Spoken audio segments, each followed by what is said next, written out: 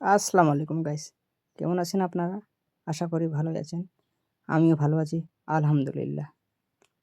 প্রতিদিনের মতো আজও বেরিয়ে পড়লাম আমার কাজের উদ্দেশ্যে। আমার আজকের কাজের গন্তব্য ইসরায়েল।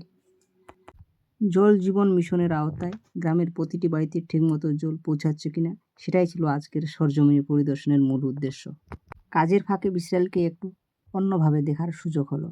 এই প্রত্যন্ত গ্রামেই রয়েছে সিবিএসসি বোর্ড স্বীকৃত ST Claret English medium school, যেখানে জেলার বিভিন্ন প্রান্তের ছাত্রছাত্রীরা পড়াশোনা করে।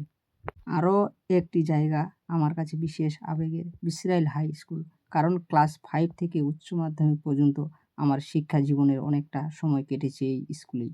পুরনো স্মৃতিগুলো যেন আজ এই গ্রামের বাতাসে মিলে যাচ্ছে। আর এই স্কুলে কে কে পড়াশোনা করেছো অবশ্যই কমেন্ট বক্সে কমেন্ট করে যাবে।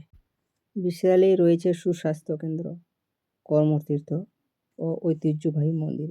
বিশেষ করে কর্মতীর্থে সপ্তাহে 3 দিন মঙ্গলবার, বৃহস্পতিবার ও শনিবার হাট বসে। কাজের ফাঁকে কিছুক্ষণ হাটে ঢুকে মানুষের ব্যস্ততা, কেনাবেচা আর গ্রামের স্বাভাবিক জীবনযাত্রা কাটাতে দেখলাম।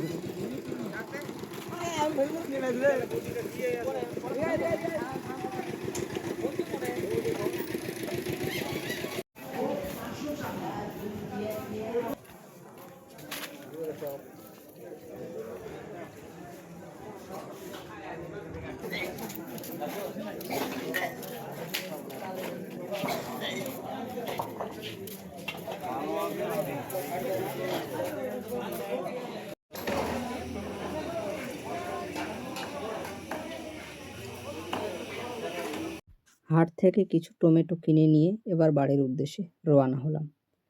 কাজের সূত্রেই ইসরায়েলে আসা, আর সেই সুযোগেই নিজের পুরনো স্মৃতি, গ্রামের মানুষ, হাট বাজার আর প্রকৃতির নতুন করে দেখা।